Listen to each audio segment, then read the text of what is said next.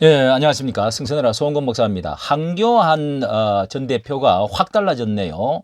이 뉴스와의 인터뷰에서 유승민, 이준석, 하태경은 암덩어리다. 당에서 퇴출해라. 이렇게 지금 기염을 토하는 이렇게 그 낮은 이제 지지율에 대해서 확 상황을 확 바꾸어 보겠다고 하는 뭐 결의를 다지는 그런 모습을 보여주고 있는데요. 강경 발언을 쏟아냈습니다. 한번 여기에 대해서 평론을 여기 한교안이 지난번에 그러니까 출마를 할 당시에 한교안은 전 한국당 국민의힘 전신 대표지요. 유승민 전 의원과 이준석 전 대표 두 사람인데요.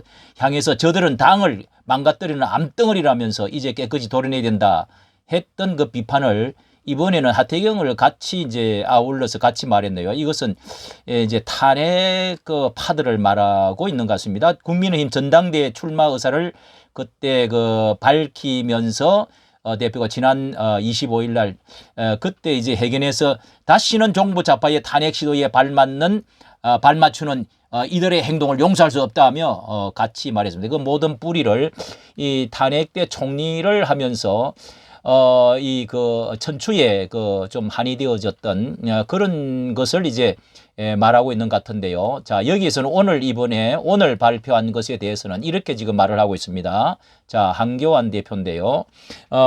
이 국민의힘 미래통합당 그 전 대표가 1일 뉴시스와의 인터뷰에서 이준석 전 국민의힘 대표, 유승민 전 국민의힘 의원, 하태경 국민의힘 의원을 암덩어리로 지칭하면서 퇴출해야 된다. 이 한교안 대표가 당대표 시절에 이제 바른미래당 이들과 함께 통합을 주도했다가 이제 한 대표가 이번에 대통령 후보와 또 이렇게 당대표를 나오면서 뭐 이게 하나의 이제 징검다리가 되어줄 수 있는 중요한 자리니까 그때에 내가 넘어진 자리에서 다시 일어나겠다. 그 넘어진 것을 자신이 실패하고 실수했다는 거 뼈저리게 느낀다. 이렇게 이제 말을 그때 했죠. 그러면서 이제 회개하는 마음으로 나왔는데 그 회개가 얼마만큼 먹혀 들어갈지 또 기독교 안에서는 얼마만큼 진정성을 가지고 할지 또 그가 한교안 전 대표가 그만큼 기독교에 얼마나 지지를 받고 있는지 또 이제 부정선거 거기에 대해서 활동을 열심히 했는데 뭐 어떤 좀 결과 밑바탕이 깔려졌는지 좀 이렇게 한번 평가를 해볼 만한데요. 한 대표는 이 국민의당 정대표 선거 출마를 선언할 때 박근혜 전 대통령을 탄핵으로 몰고 갔던 사람들을 병적인 존재, 암적인 존재라고 생각한다. 윤 정부가 들어선 이후에도 똑같은 행태가 반복되고 있다.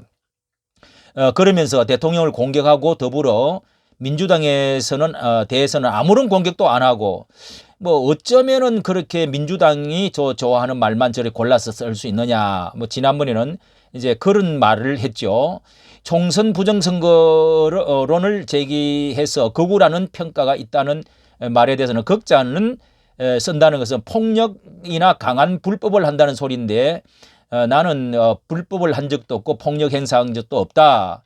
그걸 거꾸로 간다면은 언어 공부부터 다시 해야 될 것 같다. 이건 바른 말 같습니다. 그런데 이제 자신은 대한민국을 지키기 위해서 무엇이든지 하겠다라면서 이 윤석열 대통령이 전당대회에 개입하고 있다는 사당화 논리에 대해서 논란에는 윤 대통령이 당을 장악하고 사당한다고 생각 안 한다. 전혀 그렇지 않다고 선을 그었고요. 또 총선 공천 개입 윤 대통령에 대해서도 어떻게 생각하느냐. 뭐 윤 대통령 나라밖에 생각하기 없을 것이다. 찍어 누르고 끼워 놓고 하지 않을 것이다.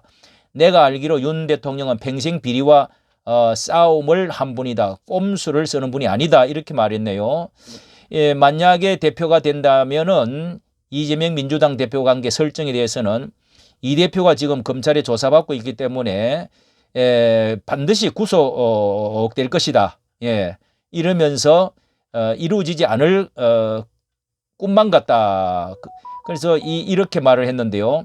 우리나라는 또 간첩이 너무 많다. 이제 이런 그 간첩단 수사를 거론하면서 이것을 자신의 옛날에 트레이드 마크로 통진당을 해산시키는 것에 대해서 상당한 이제 그 뿌리를 이제 강조를 하고 있는 그런 이제 것이죠. 그런데 전강훈 목사 이렇게 다시금 넘어진 데다가 다시 일어나 서겠다. 뭐 뼈저리게 후회한다.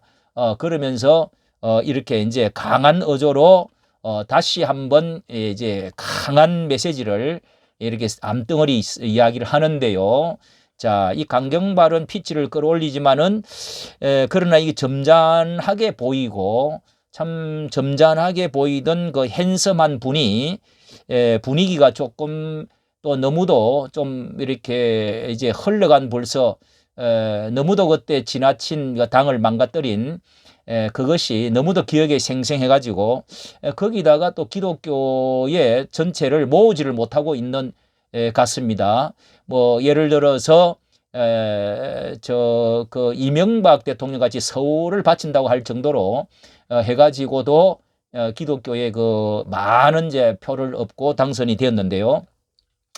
근데 지금은 기독교가 그런 상황이 아니고 예컨대 지금 또 한 가지는 이제 온 목사의 그 이제 이 세력이 이번에는 지난번보다 더 이게 지금 입김이 세진 상황에 이제 그 당원 투표에 100% 하기 때문에 거기에 이제 지금 전 목사님의 입장이 많이 그 당원들이 가입을 있기 때문에 이 전 목사님께 가까이 하려고 할 때 함께 하려고 노력은 했었는데요. 전 목사님은 이 머리를 아주 흔들면서 정말 그 몇 번이나 변심을 해버리는 그런 것을 언급을 하시면서 그때 그 김형호 공천위원장 엉망진창 만드는 거 그리고 또 만나자고 했는데 또 마지막 그 호텔에서 뭐 식사를 한번 하다가 또 호텔에 와서 한번 그러면은 그때 나오십시오 했는데 또 안 나와버렸다는 겁니다.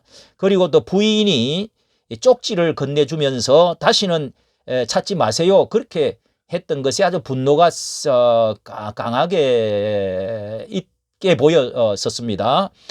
뭐 부인이 영성이 많은 것 같은데 문제가 많다라고 말하고 또 가까이 가면은 표가 떨어진다. 뭐 이렇게 이제 말했던 것이 뭐 저도 관련이 되었습니다만은 그렇게 말했던 것이 이제 결정적으로 더 이상 참 만나기가 어려운 뭐 이런 지금 상황이 돼서 정말 그 협조를 구하기가 어려운 뭐 이제 독야청청 어떻게 일어서야 되는데 그것이 과연 쉬울 것이냐 이렇게 용단 있게 강한 어조로 나오는 것은 좋은데 한계가 있지 않느냐 이런 생각이 들고 뭐 연종을 해가지고 뭘 할 수가 있는 것이 뭐 지금 1% 2%인가 뭐 나오는 것 같은데요.